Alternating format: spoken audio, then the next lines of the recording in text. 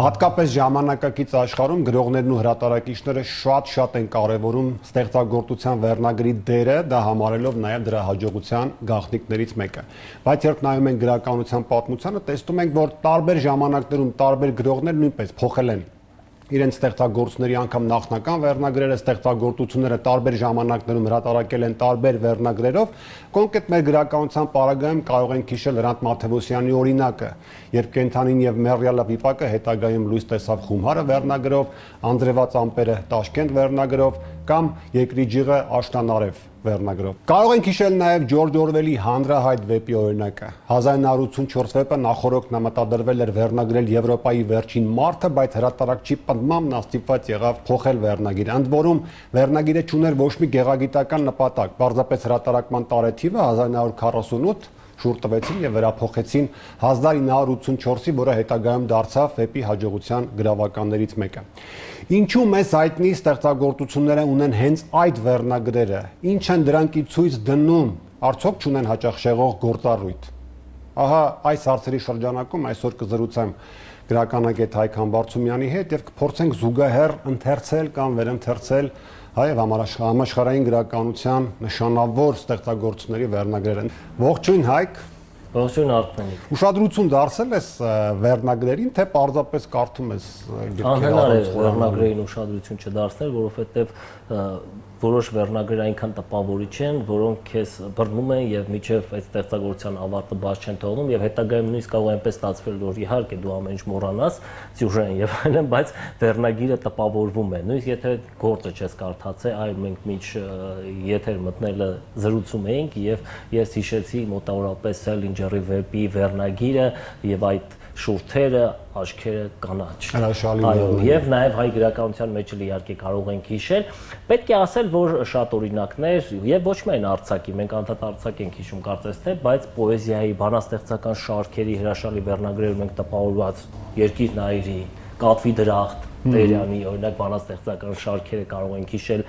Ես չեմ մտածում, որ իհարկե սա ամբողջությամբ PR-ի խնդիր է կամ PR գոնե այսօրվա իմաստով չէ, որ պետք է նպաստի վաճառքին, այլ տեսնում եմ, որ հեղինակը նպատակ ունի իհարկե նպաստել այս ստեղծագործության գրավչության մեծացմանը կամ մեծ մասամբ իհարկե իմաստային ձևով ներկայացնել։ Սա շատ կարևոր խնդիր է եւ իհարկե պետք է ասել, որ այս ամենը պայմանավորված է գրահրատարակչության զարգացմամբ ընդհանրապես, միջնադարում այս տեսակ հարց չէր կարող լինել եւ նաեւ առանձին անոտացիաներ, մատյանները, գրքերը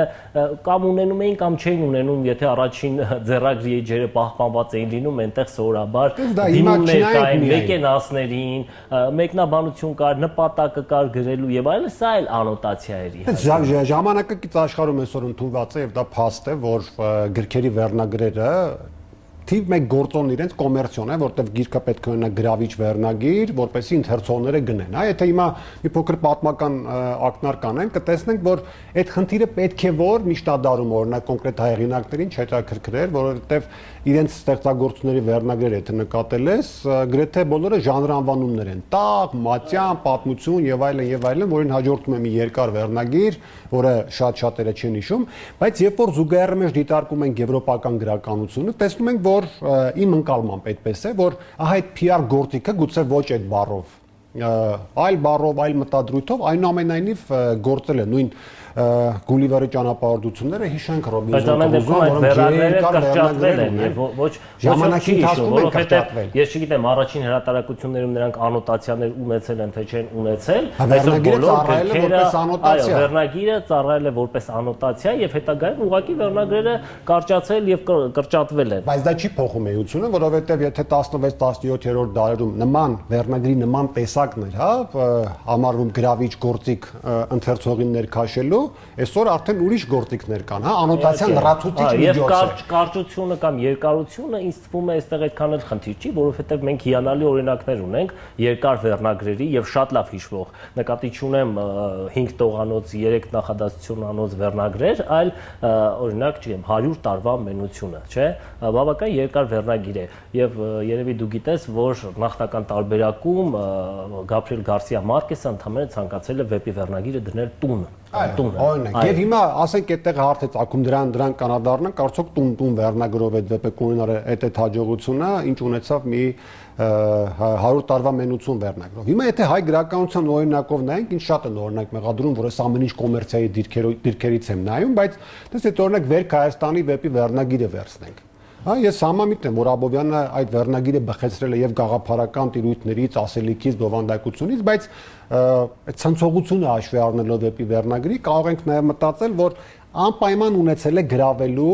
ընթերցողին ներքաշելու նպատակ։ Այստեղ էլ հենց հիշենք, որ երկու բաղադրիչ ունի այս վերնագիրը, երկրորդ բաղադրիչը շատ քչերը գիտեն, Վերք Հայաստանի ողջ հայրենասերի։ Էլի կարելի է մտածել, որ ժամանակի հիմնարկի։ Երբ որ ասում ենք Հայաստանի վերքեր, գնում ենք պատմություն, այսինքն որոշակի պատմական իմ կարծիքով իմ զգացողությամբ այդպես է, իսկ ողջ հայրենասերին անմիջապես անհատի վրա է կենտրոնանում, այն ինչ որ մենք արդեն խոսել ենք այս մասին։ Բայց ամեն դեպքում գեղագիտական է, քո ասածը գեղագիտական է, տես երկու ուշագրական մանրամասն հիշա, մեկը Ղազարոս Աղայանի Արություն եւ Մանվել վեպում է, այսպես վկայագրված, մյուսը Պերսպրոշյանի հուշերում, երկուսն էլ առաջին անգամ երբ որ հանդիպել են իրենց բարեկամներից մեկի տանը այդ վեպին, անմիջապես գրավվել են վերնագրով եւ վերնագիրն է իրենց քաշել, տարել, ահա դեպի այդ վեպի բովանդակությունը, վեպի գաղափարաբանությունը եւ դրա արդյունքում են հետագայում նաեւ իրեն գրել մեկը Սոս եւ Վարդիթերը, մեկը գրել է Արություն եւ Մանվել եւ հետագայում Վերք Հայաստանին կարեւոր ֆունկցիա է կատարել հա մեր գրականության զարգացման գործում։ Հիմա ասածս հետեւյալն է, շատերն ասում են, որ վերնագիրը ընդհանրապես գեղագիտական ընթանացում է այդ ասելիքի, որը իհարկե վերնագրերի տարբեր տեսակներ կան։ Դա մտածում ես արդյոք դա մեր ժամանակների երևույթ է PR կոչված։ Չէ, չեմ կարծում իհարկե, կրկին ոչ թե այն իմաստով, որ PR մենք հասկանում ենք գիրքը վաճառելու, շատ վաճառելու իմաստով, այլ գիրքը ուղղակի ընթերցողի համար գրավիչ դարձնելու, ինչ որ մեկնաբանական երանգ մտցնելու,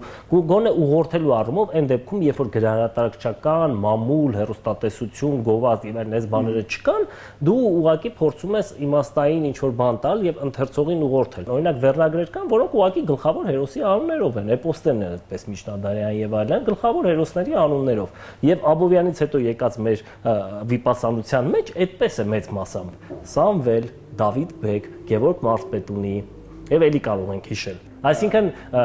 կարող ես ասել փաստորեն ըստ քո տեսության, որ փաստորեն Մուրացյանը եւ նրա հրատարակիչները PR-ի մասին չեն մտածել ընդհանրապես։ Իմ կարծիքով մտածել են, տես մի հետաքրքիր օրինակ հայտնի պատմական կերպարներ են։ Դավիթ Բեկը հայտնի պատմական կերպար է, բայց Գևորգ Մարզպետունի եւ Սամվելը լավ, մի օրինակ բերեմ, օրինակ Հովհաննես Թումանյանի Անուշից առաջ կհիշես հայ գրականության մեջ ստեղծագործություն, որի վերնագիրը կնոջ անուն է։ Ինձ թվում է կա, բայց այս բանը չեմ հիշում։ Ես օրինակ մտածում եմ, որ Թումանյանի Անուշ վերնագիրը հենց ահա գուցե ենթագիտակցաբար, ահա այդ PR տեխնոլոգիայի կիրառում է, որպեսզի համատարած տղամարդկանց անուններով վեպերի կողքին լինի մի վեպ, մի ստեղծագործություն, պոեմ թեկուզ, որը կունենա կնոջ անուն։ Եվ գիտենք Մարոն դրանից առաջ նաև Մարոն մյուս կողմից Անուշ վերնագիրը թաքցնում է ունի շեղող գործառույթ ըստիս, որովհետև այդ պոեմի գլխավոր հերոսը Սարոն է ըստ էության, եթե պոեմը վերլուծում ենք։ Բայց եթե դիտում ենք իսկապես Թումանյանի պոեմների մեծ մասի վերնագրերը հերոսների անուններով են՝ Լորեցի Սակո, Մեհրին, Կինայի դեպելի։ Այո, Մեհրին, Մարո, Անուշ։ Հիմա այս ցրումի մասին, շեղող գործառույթի մասն էի խոսում, երբ որ կոմերցիոն համատեքստում սա տրամաբանական է։ Իմ կարծիքով տրամաբանական չի։ Օրինակ ժամանակակից գրքերի վերնագրերը նայենք, ասենք ցտեսություն ծի Տարան Պաչյանի, որտեղ բոլորը մտածում են, որ ինչ-որ մի աղջկա մասին է եւ այլն, հա, այդ հատկապես այդ ծի բառի ժամանակակից կիրառությամբ շատ խաղարկված է իհարկե։ Ահա, կամ Բալզակ մի շան պատմություն, այն օրը գրախանութում մեկը մոտեցել էր, ասում էր Բայրոնի գիրքն եմ ուզում, եւ երբ որ ճշտեցինք ինչ Բայրոնի գիրք, ասեց հա, Բայրոն չէր, Բալզակ էր։ Ահա, այդ շունը կարող է ունենալ, ասենք, այլ անուն, չէ՞, Տուզիկ, չգիտեմ, Արչուկ։ Եվ որ վերնագրից հասկանալի չէ, որ հենց Բալզակը շան անունն է։ Այսինքն այդ կոմերցիոն տարի տեսանկյունից եմ ես ուզում, որ մենք ամրագրենք, որ առանց դրա չկա որևէ երևույթ, բայց մի հետաքրքիր բան էլ կա, օրինակ նույն Մաթեոսյանի օրինակը եթե վերցնենք, ինչու էր փոխում Մաթեոսյանը իր ստեղծագործությունների վերնագիր, ասենք կենթանին եւ մեռյալը ինչով էր պակաս Կարծում եմ, որ ժամանակի ընթացքում երբ որ անդրադառնում էր, նաեւ ենթադրում եմ, որ թարգմանության գուցե խնդիր կար, ռուսերենի եւ չգիտեմ, այս առումով կամ եթե վերցնենք աշնան արևը կամ երկրի ջիղը, Դom երկրի ջիղը միայն ռուսերեն տարբերակում է։ Այո, հետաքրքիր է ինչու, որովհետեւ նաև գիտենք այս ստեղծագործությունը շատ համեմատում է Թոմաս Վուլֆի երկրի ոստայնը ստեղծագործության հետ, այդտեղ շատ ընդհանրություններ են տեսնում, երբեմն ասում են նաև ազդեցություններ, շատ հետաքրքիր է, որ հատկապես այդպես է։ Աշնան արևը գուցե ռուսերենում ավելի պարզ ու ռոմանտիկ է հնչում եւ այն ուժը չկա, մեզ մոտ ավելի ողբերգական է հնչում, չեմ կարող ասել, բայց շատ տպավորիչ է ինձ համար հատկապես աշնան արևը։ Ինչու եմ ես միտված, հա, ավելի շատ վերնագրերը որպես PR գործիք նկատի առնել, որովհետեւ երբ որ ժամանակաշրջաններով ենք համեմատում, տեսնում ենք, որ յուրաքանչյուր ժամանակաշրջան ունի վերնագրի իր ձևը կամ վերնագրի իր պոետիկան, հա, օրինակ խոսեցինք այդ երկար վերնագրերի մասին եվրոպական այդ վաղ գրականության մեջ, մի շրջան կա, երբ որ վեպերի վերնագրերը անդադ ինչ որ անուններ են, հա, մեր 17-րդ դարավերջի գրականության մեծագույն մասը անուններ են։ Վեպ կլինի, վիպակ կլինի, ժողովածու կլինի, բոլորում անուններ են կիրառված, ահա, երբ որ գալիս են 20-րդ դարասկիզբ հատկապես արևմտայի գրականության մեջ, նաև արևելը հայերենում էլ շատ կա, տես անգամ Թումանյանը, որ ընդհանրապես հակված չէր իր ժողովածուները վերնագրել, միշտ գրում էր բանաստեղծություններ, անկախ մեջը 10 հատ պոեմ կար, ինչ կար, բանաստեղծություններ, վերնագրեց իր ժողովածուները, հա, հայրենիքի սետը, դաշնակները, մյուս գրքերը, իսկ սա արդեն ժամանակաշրջանի պանոներ։ 20-30-ական թվականներին մեր ամբողջ այդ խորհրդային շրջանի գրականությունը վերնագրի տիպաբանություն կա, որի մեջ քարոզչական բան կա եւ այլն։ Հետո գալիս ենք 60-ական թվականներ մեր գրականության վերնագրերը ինչ որ Զարթոնքի եւ հուսահատության զուգահեռի մեջ ասենք վերջին ուսուցիչը, վերջին արևակալ, ասենք սենսացիաները չվերադարձան եւ այլն, դու հասկացար։ Բայց գեղեցիկ վերնագիր կա եւ վերադարձնելով ձեր դիմանկարը Զորայր Խալափյանի հրաշալի վեպը։ Պոետիկան է, անկախության շրջանի վերնագրերում մենք գործ ունենք կամ հատու ինչ որ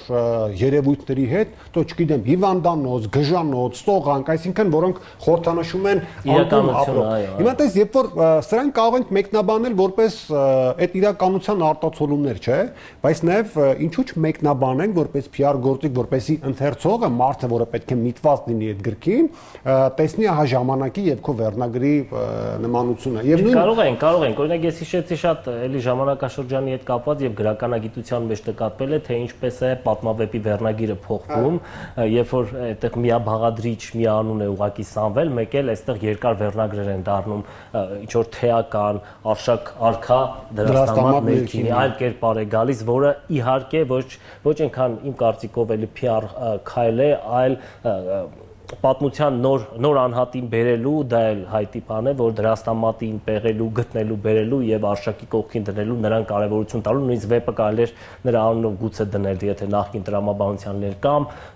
Զորայր Խալափյանի, Վասիլ Կայսեր, Բյուզանդիոն կամ Կճուճների թագավոր։ Շատ երկար վերնագիր։ Այո, շատ երկար վերնագիր եւ էլի կարող ենք գտնել։ Սա շատ հետաքրքիր բան է եւ ժամանակաշրջանի հետ կապված եւ միջավայրը ինչ որ ամբողջականացնելու ու հերոսի ճակատագիրը այլ կերպ ներկայացնելու այս հակադրությունը չէ, կոնտրաստ է ստեղծում Կայսեր Բյուզանդիոն, Կճուճների թագավոր, միֆականություն եւ պատմականություն, այսինքն տեսնում եք որքան տարողունակ են դառնում վերնագրերը ի հակադրություն այդ մեր դասական վիպասանության ռոմանտիկ, որտեղ ուղղակի մատնանշում են հերոսի անունը։ Կամ այդպես են թվում եղել։ Նույն Վալտեր Սքոթի վեպերում էլ կարող ենք տեսնել էլի հերոսների անուններ, Ivanhoe, Quentin Dover։ Հիմա էլի վերադառնալով կոմերցիայի տարին, տես։ Բայց պոեզիայում շատ ավելի վաղ է դա փաստորեն տեսանելի։ Այո, որտեղ վերնագրերը շատ ավելի պոետիկ են, շատ ավելի ոչ թե մեկ ստեղծագործություն են, այլ իրենք պետք է ընդգրկեն մի ամբողջ, այո, եւ հատկապես Եվ մենք ունենք վերնագրերի վաղ արևմտահայ հրաշալի բանաստեղծների, չէ՞։ Հրթանոս երգեր, չգիտեմ, Մթնշաղի անուններ, Մարթապի մեջ, Եղիցի լույս եւ այլն, գիրք ճանապարհի Չարենցի հետ լավագույն վերնագրերը հիշենք, բայց հիմա էլի վերադառնալով այդ կոմերցիայի դաշտ, տեսեցի մի տարօրինակ հարց տամ, եթե Դոստոևսկու վեպի վերնագիրը ապուշը չլիներ, հա, կամ Տոլստոյի վեպի վերնագիրը պատերազմ եւ խաղաղություն չլիներ, Մարկեսը չվերնագրեր 100 տարվա մենություն, Սարտրը չասեր սրտխառնոց կամ Կամյուն Ժանտախտ, այդ վեպերը կունենային ուրիշ ճակատագիր։ Դժվար հարց է իհարկե, բայց այդտեղ էլ որոշ բաներ կան։ Նույն օրինակ պատերազմ եւ խաղաղությունը այլ կերպ է կոչվել, երբ որ մամուլում հրատարակվել է, եթե չմսխամ 1804, չգիտեմ, էլի մի շարք վերնագրեր կամ Աննա Կարինինան այդպես հայտնի վերնագիրը, հայտնի վեպի, սիրված վեպի նախապես այլ տարբերակներ է ունեցել, որովհետեւ այս որոնց մեջ Աննան շատ ավելի բացասական երանգներով է ներկայացել։ Օրինակ այդպես նախնական տարբերակ կա կոչվում Մալադիեց բաբա։ Այսինքն այս խմորումները հեղինակների մեջ ամեն դեպքում ընթացել են եւ որոշակիորեն հատկապես մամուլի, այսինքն երբ որ վեպը նախապես մամուլում արդեն հրատարակվել է հատված առ հատված, ամենայն հավանականությամբ ընթերցողական որոշակի, այո, եւ այստեղ իհարկե բայց չէ, PR բառով մենք շատ բարձրացնում ենք այս գործը։ PR-ը այսօրվա բառ է։ Այո, մենք ինչ որ իմաստով բարձրացնում ենք, որովհետեւ այստեղ բազմաթիվ իմ կարծիքով մի շարք շերտեր ենք տեսնում եւ իմաստ արտահայտել եւ հերոսի եւ հեղինակի կապը որոշակի հոգեբանական այդ Աննա Կարինինայի դեպքում կամ հենց պատերազմ եւ խաղաղության դեպքում շատ բնորոշ իհարկե պատերազմ ասելով, խաղաղություն ասելով Տոլստոյը միայն խաղաղությունը չի հասկացել, որովհետեւ միրը այդ բարձրաստարի հասարակությունն է։ Այստեղ թարգմանության հարցեր ունենք, օրինակ նույն ռուսական թարգմանական դպրոցը հայկականներ գուցե ինչ որ չափով ռուսական օրինակ շատ փոխում է վերնագրերը, հայկականը ձգտում է միշտ, այո, եւ ոչ որ ընդհանրապես թարգմանություններն են շատ գլոբալ իրենց ճակատագիրը այլ կլիներ, օրինակ PSP օրինակը լիշեմ գրականություն, գիրք ճանապարհ, եթե գիրք ճանապարհից չլներ ինչ է։ Եթե քո անունը Արքմենիկ չլներ, բնականաբար քո ճակատագիրը հնարավոր է այլ լինի։ Այսինքն վերնագրերը ճակատագրեր են որոշում նաև գրքերի։ Այսինքն իմ անունն էլ իմ PR-ի համար արված ինչ վատ բան կա։ Իհարկե։ Օրինակներ իհարկե շատ կարող ենք վստահաբար բերել, վերնագիրը ինչ դեր ու նշանակություն ունի եւ շատ հետաքրքիր դիտարկումներ արեցիր հատկապես կապված ժամանակաշրջանի ընկալումների հետ, որը կրկին, այսինքն վերնագրից չի ծնվել գործը, որքան գործից է ծնվում, չէ՞ վերնագիրը, այսինքն այդ սողանքի իրավիճակը, խարխափումների, հողի դողի իրավիճակը, ավելի հրաշալի Լևոն Խեչոյանն էլ գիտենք վարպետ է վերնագրերի, չէ՞, մեկը նշեցինք, երկուսը նշեցինք արդեն Սերգեյ Ծանր բզեզներ գումար են։ Էլի երկ բաղադրիչ վերնագիր սիրելի փաստորեն կամ խնկի ծառերը, որ անդադ գնում է սասնա ծռեր, խնկի ծառեր եւ այն այս բոլոր զուգորդումները, բայց սրանք ծնվում են ստեղծագործությունից, իսկ ստեղծագործությունը այդուհանդերձ բիզնես նախագիծ չէ, ստեղծագործության միակ նպատակը բոլոր ընթերցողներին հասնելը չէ, այդտեղ հեղինակի ասելիքը կա, նրա նուրբ ընկալումների իրացիոնալ ինչ որ բաներ կան, որոնք հնարավոր չէ ամբողջը հաշվարկել։ Ամեն դեպքում ես համոզված եմ, որ գրելու ընթացքում գուցե քո ասած այդ գործոնները կան, որ հաշվի չառնենք ոնց գրվի, այդպես էլ գրվում է, բայց երբ որ վեպը պատրաստ է, բանաստեղծական ժողովածուն պատրաստ է, պետք է հասնի հաջորդ փուլ եւ գնա հասնի ընթերցողին, թեկուզ մեկ օրինակով։ Ահա այդ դիալոգի կարիքը կա եւ վերնագիրը գալիս է օգնելու ստեղծելու այդ վերնագիրը։ Ես որպես գաղտնիք ասեմ, ես տասնյակ բանաստեղծական ժողովածուներ եմ կարդացել սովետահայ շրջանի, հատկապես 70-ական թվականների, որոնք ահա այդ վատ ոչ կոմերցիոն վերնագրի պատճառով մնացել են անտեսված եւ չեն ընթերցվել, ասենք գույներ վերնագրով գիրքը Սամվել Կոստյանի հրաշալի ժողովածու է, որին ոչ մի անդրադարձ գրեթե չկա։ Եվ եթե վերադառնամ հիմա մեր ժամանակները, ես որպես խմբագիր մի գաղտնիք բացեմ, գրեթե շատ քիչ գրքեր կան, որ պատրաստել ենք հրատարակել ենք, որոնց վերնագրերի շուրջ ամիսներով քննարկումներ չեն եղել։ Շատ կարևոր է, որ հեղինակները հրատարակության բերելի գիրքը ունենան տասնյակ վերնագրեր։ Մի այդպիսի փորձառություն էլ ունեցանք վերջերս, երբ որ իսկապես ես առաջարկեցի հեղինակին վեպի վերնագիրը փոխել, հեղինակի առաջին գիրքն էր, նա համաձայնեց, հետո գնացել էր եւ 40 վերնագիր էր գրել, եւ հետո մենք այդ վերնագրերի մի մասը դարձրեցինք գլուխների վերնագրեր։ Որը էլի շատ կարևոր է։ Ինչն է դեզ առաջնորդում, ես վստահ եմ PR եւ կոմերցիոն տարր։ Ես այնուամենայնիվ մնում եմ իմ համոզմունքին, որ վերնագիրը հատկապես ժամանակակից աշխարհում գրքի առաջ խաղացման, հեղինակի անվան տարածման թիվ 1 թիվ 1 կոմերցիոն հնարքն է եւ շատ հեղինակներ կան աշխարհում, որ ճանաչվել են նախ եւ առաջ իրենց վեպերի վերնագրերով։ Ինչ էլ որ լինի, վերնագիրը PR նպատակի ծառայի ստեղծագործության առաջխաղացման, իմաստի արտահայտման շատ կարևոր պոետիկայի տար է վերնագիրը, մեզանում բավական քիչ ուսումնասիրված եւ հաճախ նույնիսկ այդպես հետաքրքրության էլ չի առաջանում եւ ընթերցելուց հետո չենք համեմատում եւ գրողներն էլ հաճախ ուշադրություն չեն դարձնում, ունենք իհարկե նաեւ գրողներ, որոնք շատ են դարձնում, խոսեցինք օրինակ Արմեն Շեկոյանի մասին, եթե հիշենք նրա օրինակ հայկական ժամանակ վեպը, որ հատուկ խաղարկում էր առավոտ թերթում տպագրում էր հայկական ժամանակ վեպը եւ այլն, էլ չեմ ասում ֆանտաստիկ հետաքրքիր գլուխների վերնագրեր ունի այնտեղ սուրճ կնոջ բուրմունքով եւ այլն, այսինքն այս բանը կա եւ այլ ավելի պետք է լինի եւ ընթերցողներ կարծում ենք պետք է ուշադիր լինի այս տեսակ բաներին, սրանք ոչ միայն գրապատմական փաստեր են, այլ նաեւ այլ ավելի հետաքրքիր են դարձնում եւ գրական ստեղծագործություն տեսնում ենք ինչ գեղեցիկ, համակարգված, մտածված, զգացված գուցե ամբողջություն է, որ հեղինակը ներկայացնում է։ Եվ ուղղակի ամրագրենք, իհարկե այդ կոմերցիոն տարովանդեր դες պնդում եմ իմ ասելիքային ամենայնի, որ վերնագիրը շատ ավելի մեծ ու կարևոր գործառույթ ունի եւ շատ ավելի մեծ խորքեր կարող է բացել եւ շատ ավելի շատ վերլուծությունների տեղի կարող է տալ, քան այն պարզ վիճակը, որ երբեմն հատկացնում ենք իրեն եւ պարզապես դաջում գրքի շապիկին եւ պատահական չի ասված, որ ընթերցանությունը սկսվում է հենց վերնագրից։ Ես մեզ մնում է երևի ոչ միայն ինձ, այլ նաև քեզ խորհուրդ տալ բոլորին, որ գիրք ընթերցելուց առաջ այդ վերնագրային պոետիկային շատ մեծ ուշադրություն դարձնեն եւ գուցե վերնագիրը կարդալուց 1, 2, 3 անգամ 5 րոպե դադար տալ, նոր սկսել ստեղծագործության ընթերցանությունը։ Դա ուղղակի կփոխի հետագա ընկալումները, համոզված եմ։ Զուգահեռ ընթերցենք լավ, վատ, կարճ, երկար, անոտացիոն եւ PR նպատակով ստեղծված վերնագրերը։ Այո։